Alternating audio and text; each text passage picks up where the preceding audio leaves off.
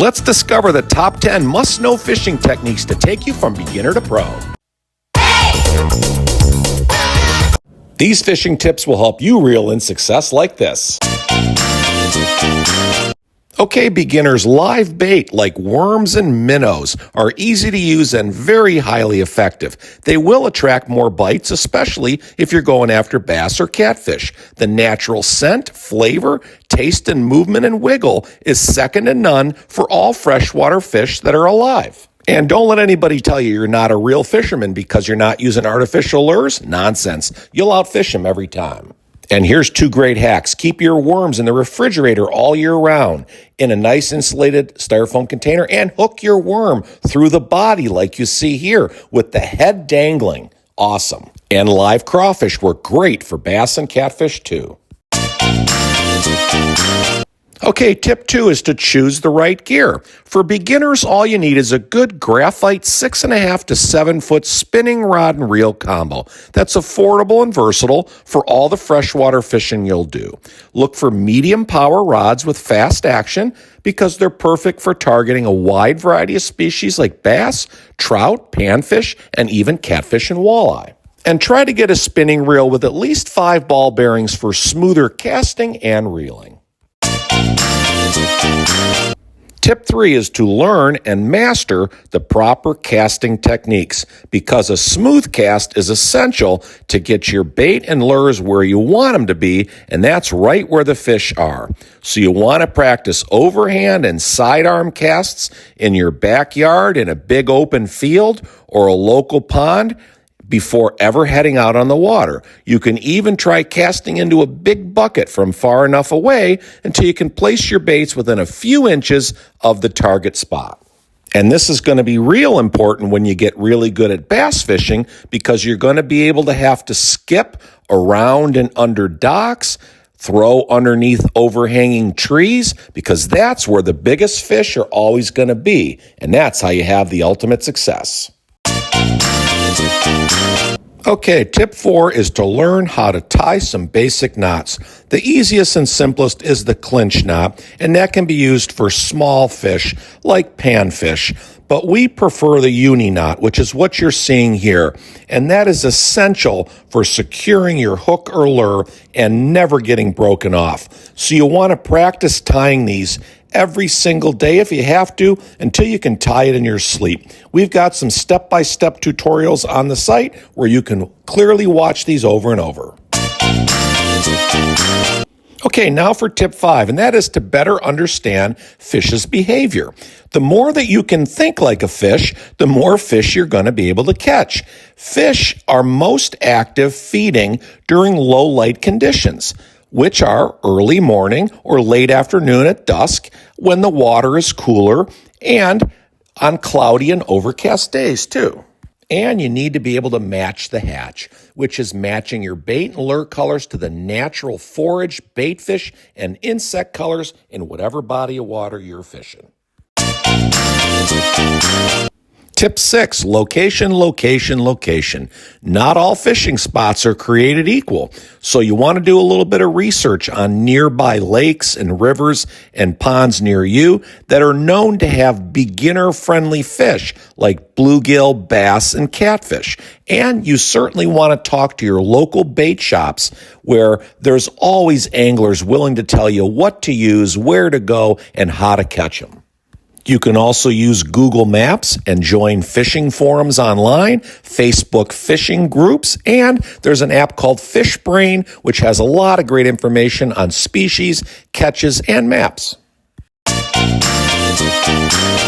Tip 7 is to be observant and to be patient, to keep your eyes open for everything that's happening in and around the water. So fishing is a game of patience and persistence, and you want to be watching for subtle movements in your line or your bobber, because that could be a fish nibbling on your bait down below. We like to use a balsa wood stick bobber. They're lightweight, and they're going to absolutely help you catch more fish because you're going to see everything the fish is doing, both up and down and left and right on that bobber. So relax, enjoy your time out on the water with nature, and enjoy fishing, and use these tips and turn it into catching.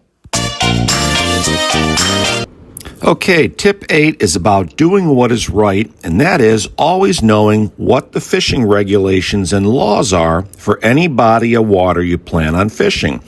And always make sure you've got your fishing license on you before you ever head out the door. It varies by state, and you don't want today to be the day you get caught by a fish and game warden because you broke the law by not having the proper license, which will cost you good money, and your fish will be confiscated most likely too. And take some comfort in knowing that the money you spend on a fishing license does go to good causes, like fish stocking and conservation efforts, depending on where you live and fish. Don't ever trespass on private property either, unless you have written permission from the land or pond owner, because that's also another way to get yourself arrested, and that's no bueno. And it's just going to take time away from fishing, which is the whole reason you're out there in the first place. Tip 9 is about catch and release and proper handling of fish. Now, of course, if you plan on keeping and eating the fish you just caught, then this won't be as relevant to you. But all fish have a natural slime on them, especially bass and catfish, that acts as a natural defense and barrier to parasites and diseases. So always make sure to minimize the handling of any fish once she's out of the water. Don't roll them around in the mud or grass, as that will harm them in the long run if you remove a bunch of their natural slime that's on the fish that they need. So if you are going to catch and release, do it safely and in the best way that protects the fish so someone else can catch it down the road and you give it the best chance to survive and thrive. And always carry a good pair of pliers or a hook remover with you so you can get the hook out quickly and safely every time. And you have to be very careful if a fish has the hook swallowed way down deep into his belly. It's often best to just cut the line, let the hook stay, and return him that way, as opposed to digging around way down inside his stomach with the pliers, because that's likely going to kill it on the spot if you puncture their swim bladder or any other vital organs. Okay, final tip 10. Hope you're still with us and you've gotten a few key pointers from the video thus far. The final tip is being part of a broader fishing community, like joining Facebook groups, like we said earlier, in your area with like-minded anglers who share the same passion, fish for the same species of fish in the same or similar waters as you, and the more you can help keep the lines of communication open and share what's working and what's not, the more we will all benefit from the knowledge sharing. The saying goes that there's always strength in numbers, so get a good fishing buddy or 5 if you don't have one already, because it's so much nicer to have a wingman when you're fishing.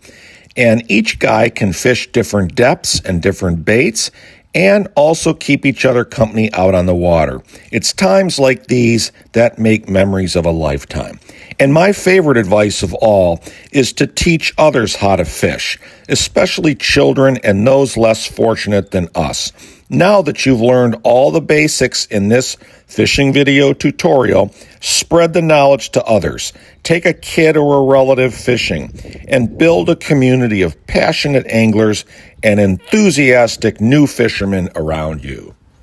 Okay, folks, let's wrap this up with a topic that a lot of folks ask us about, and that is where to catch catfish in rivers. So let's spend a few minutes talking about that. First and foremost, deep holes and river bends where the current tends to erode the riverbed over time are prime catfish spots. And they're really great daytime hiding spots for them as well. So the really great tip is to look for a telltale sign of deeper pockets in the river where the water appears darker and a bit slower moving. That's because these are areas where catfish are going to find swirling food and bait fish with stronger current, and they're going to offer them protection from any predators. And of course, structure. Underwater submerged structure like fallen trees, submerged logs and timber, and large rock piles are great hiding and ambush spots for catfish. And another great area to be looking for are current breaks, where the flow of the water begins to slow down, like around large boulders and rocks or inside bends in the river. These are also great spots where debris will accumulate and the surface water is a bit calmer. That's where catfish congregate. Okay, folks, best of luck. We hope these tips helped you, and we'll see you out on the water real soon. Okay, folks, thanks for watching. Please like this video, hit the subscribe button before you leave, and don't forget to enable your bell notifications so you never miss another great video coming your way.